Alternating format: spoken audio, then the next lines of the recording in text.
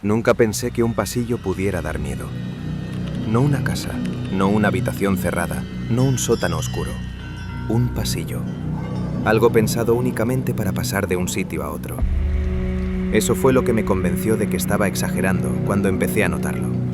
Porque nadie teme un pasillo. Nadie se detiene a mirarlo dos veces. El edificio era antiguo, de esos construidos cuando todavía se pensaba que el espacio debía ser estrecho y vertical. Techos altos, paredes amarillentas, bombillas desnudas. El pasillo conectaba mi piso con el ascensor y las escaleras. Recto, simple, funcional. Al menos al principio. La primera vez fue una sensación mínima. Salí de casa tarde, con prisa, y tuve la impresión de que tardé más de lo normal en llegar al ascensor. No mucho, 2 o 3 pasos de más. Lo suficiente para notarlo, no lo suficiente para preocuparme. Pensé que estaba cansado. Pensé que era sugestión. Al día siguiente volvió a ocurrir. El pasillo parecía igual. Misma luz, mismas puertas, mismo suelo. Pero algo no cuadraba. Caminé contando pasos. Siempre eran más de los que recordaba. No añadía puertas nuevas, no cambiaba de forma. Simplemente se estiraba. Decidí no pensar en ello. Grave error. Los lugares como ese se alimentan de la atención. Cuando los miras de verdad, cuando intentas entenderlos, es cuando empiezan a responder. Una noche regresé tarde. El ascensor estaba fuera de servicio, así que tuve que usar las escaleras. Al abrir la puerta de mi planta, el pasillo me recibió con un silencio raro, demasiado limpio. Di el primer paso y sentí algo que no debería sentirse nunca en un lugar cotidiano. Orientación perdida. Caminé más. Las puertas seguían siendo las mismas, pero ninguna era la mía. No porque hubieran cambiado, sino porque no llegaba nunca a ella. El pasillo no se curvaba, no se deformaba, simplemente continuaba. Empecé a oír pasos detrás de mí. No aceleraban, no se acercaban. Caminaban exactamente a mi ritmo. No miré. Aprendí rápido la primera regla del pasillo. Nunca mires atrás. Cuando por fin llegué a mi puerta, estaba sudando. Al entrar sentí alivio, pero también algo peor, la certeza de que el pasillo sabía dónde vivía.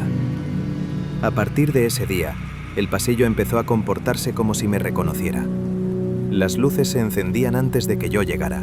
El eco de mis pasos volvía con un ligero retraso, como si alguien más caminara conmigo. Una mañana encontré una marca en la pared, a la altura de mi hombro, como si alguien hubiera rozado siempre el mismo punto. Intenté ignorarlo. Cambié horarios, usé las escaleras, nada servía. El pasillo siempre estaba ahí, esperando. Una noche me detuve a mitad de camino. El pasillo también se detuvo, no avanzó, no retrocedió. Simplemente se quedó suspendido, como si estuviera conteniendo la respiración conmigo. ¿Qué quieres?, pregunté en voz baja. El pasillo respondió apagando la luz más cercana. Y entonces entendí la segunda regla. El pasillo no quiere que pases, quiere que te quedes. Empezaron a desaparecer vecinos, no de golpe, uno por uno. El del tercero dejó de salir de casa. La mujer del quinto empezó a bajar llorando, diciendo que su puerta ya no estaba donde siempre. Nadie hizo nada, nadie denunciaba un pasillo. Una madrugada, escuché pasos viniendo desde ambos lados. Ahí comprendí algo que me heló la sangre. El pasillo no era un camino, era un destino. Desde entonces, cada vez que lo cruzo, noto que me resulta más familiar, más cómodo, menos urgente llegar a ningún sitio. A veces me detengo sin darme cuenta, a veces olvido por qué salí. Si alguna vez notas que un pasillo parece más largo de lo que recuerdas, no intentes medirlo. No cuentes los pasos, no te detengas, porque cuando un pasillo aprende tu ritmo, empieza a caminar contigo. Y lo peor no era que el pasillo se alargara, sino que empezaba a recordarme. No como recuerdan las personas, sino como recuerdan los lugares cuando alguien pasa demasiado tiempo en ellos. Las paredes comenzaron a mostrar pequeñas imperfecciones nuevas, una grieta fina cerca del techo, una mancha oscura junto a una puerta. Siempre aparecían después de que yo pasara por allí, como si mi presencia las dejara atrás. Empecé a notar que mis pensamientos se ordenaban según el ritmo del pasillo. Cuando caminaba despacio, pensaba con claridad. Cuando aceleraba, las ideas se atropellaban. Si me detenía, mi mente se quedaba en blanco. El pasillo no solo medía mi cuerpo, estaba aprendiendo mi interior. Al principio pensé que sentarme había sido un error puntual, una debilidad momentánea. Pero el pasillo no olvidó. Nunca olvida. A partir de esa noche, cada vez que entraba, notaba el suelo ligeramente más blando, justo en el punto donde me había detenido, como si recordara la forma exacta de mi cuerpo, como si hubiera guardado mi peso. Empecé a llegar a casa más tarde de lo habitual, no porque tuviera más trabajo, sino porque me costaba decidir cuándo volver. El exterior se volvió ruidoso, incómodo, excesivamente definido. Todo tenía bordes duros, decisiones claras, consecuencias inmediatas. El pasillo, en cambio, ofrecía una continuidad suave, ninguna exigencia, ningún final inmediato. Un día intenté cronometrarlo. Salí de casa con el móvil en la mano, activé el temporizador y comencé a caminar. No miré atrás, no conté pasos, solo avancé. Cuando llegué al ascensor, miré la pantalla. El tiempo no tenía sentido. Habían pasado segundos, o quizá horas. El temporizador mostraba cifras imposibles, como si hubiera perdido referencia. Lo apagué. No volví a intentarlo. Las paredes empezaron a reflejar sonidos que no hacía. Susurros de conversaciones incompletas, frases a medio formar, risas lejanas que no parecían burlonas, sino cansadas, como si el pasillo estuviera lleno de recuerdos de otras personas que habían caminado demasiado despacio. Una madrugada encontré una puerta abierta. No era la mía, tampoco la de ningún vecino que recordara. El interior estaba oscuro, pero no vacío. Se percibía una presencia densa, similar a la del pasillo, pero más inmóvil. Me detuve frente a ella. El pasillo se estrechó imperceptiblemente, como si observara mi reacción. No entré. Cuando seguí caminando, la puerta se cerró sola, sin ruido. A la mañana siguiente ya no estaba. Empecé a notar cambios en mí. Mi forma de andar se volvió más regular, más medida. Mi respiración se sincronizaba con el eco de mis pasos. A veces, al detenerme, sentía un leve tirón en el pecho, como si algo esperara que continuara. No era dolor, era expectativa. Vi a un niño una vez. Estaba de pie, junto a la pared, tocando una grieta con la punta de los dedos. No parecía perdido, parecía concentrado. Cuando me acerqué, levantó la cabeza y me miró como si me conociera desde siempre. No dijo nada, tampoco se apartó. Pasé a su lado y sentí frío. Al girarme, ya no estaba. La grieta seguía allí, más profunda. El pasillo empezó a cambiar su iluminación según mi estado de ánimo, no de forma obvia. Si estaba inquieto, la luz parpadeaba apenas. Si estaba tranquilo, se volvía estable, casi cálida. Era una comunicación silenciosa, un ajuste mutuo. Una noche, mientras caminaba sin prisa, entendí algo que no quería entender. Ya no estaba intentando llegar a casa. Estaba caminando por caminar. El destino había perdido importancia. El pasillo había cumplido su función. Desde entonces, otras personas empezaron a mirarme distinto, como si yo supiera algo que ellas no, como si hubiera aprendido una regla no escrita del lugar. A veces me cruzo con vecinos nuevos, siempre nuevos. Caminan rápido, miran el móvil, no levantan la vista. Todavía creen que el pasillo es solo un pasillo. Quise advertir a uno. Abrí la boca.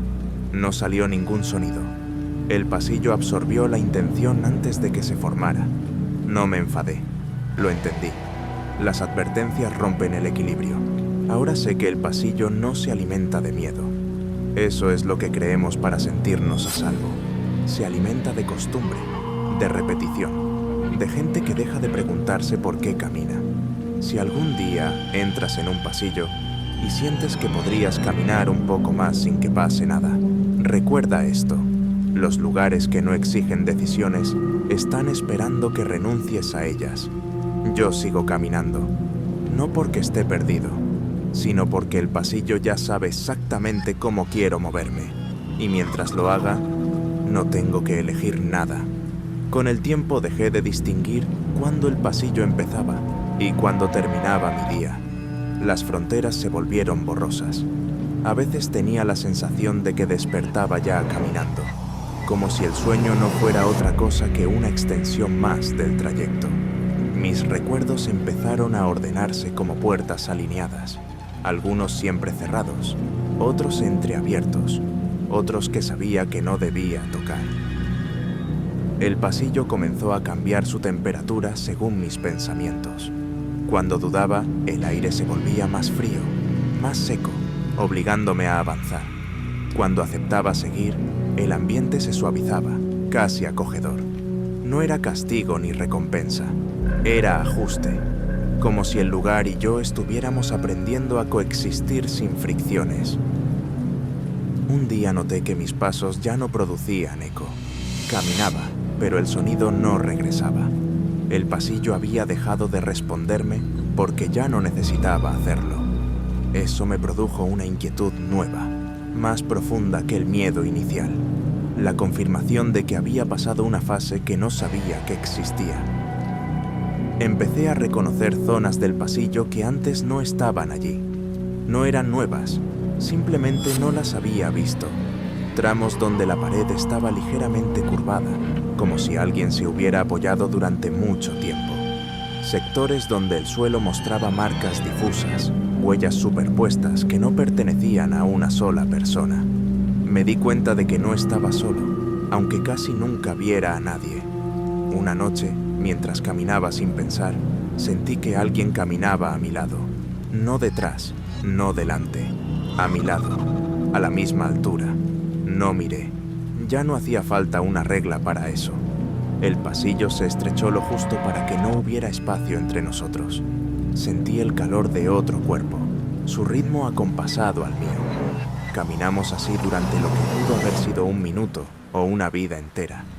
Cuando esa presencia se desvió y desapareció entre dos puertas que no recordaba, sentí algo parecido a la pérdida. Eso fue lo que me hizo comprender la siguiente verdad. El pasillo no solo retiene, también conecta. Personas que dejaron de ir a algún sitio concreto y empezaron a ir juntas, sin saberlo. Caminantes sincronizados por costumbre, no por elección. Una madrugada me detuve frente a una puerta con mi nombre grabado en la madera. No la abrí. No sentí curiosidad, solo reconocimiento, y seguí caminando. Entonces comprendí que el pasillo no necesitaba que entrara en ninguna puerta. Eran solo recordatorios de que alguna vez quise detenerme. Ahora, cuando me cruzo con otras personas, noto en sus ojos esa incomodidad inicial, la sospecha de que algo no encaja. Algunas aceleran, otras bajan la mirada, y unas pocas reducen el paso sin darse cuenta. Sé lo que ocurre después. El pasillo no se muestra de golpe, no se alarga de forma evidente, solo ajusta el ritmo. Y cuando alguien se adapta y deja de preguntarse por qué el trayecto parece eterno, ya es tarde para explicarle nada. Yo ya no busco el final del pasillo, porque he aprendido algo esencial. Los finales implican decisiones, y el pasillo es el lugar perfecto para quien ha dejado de tomarlas.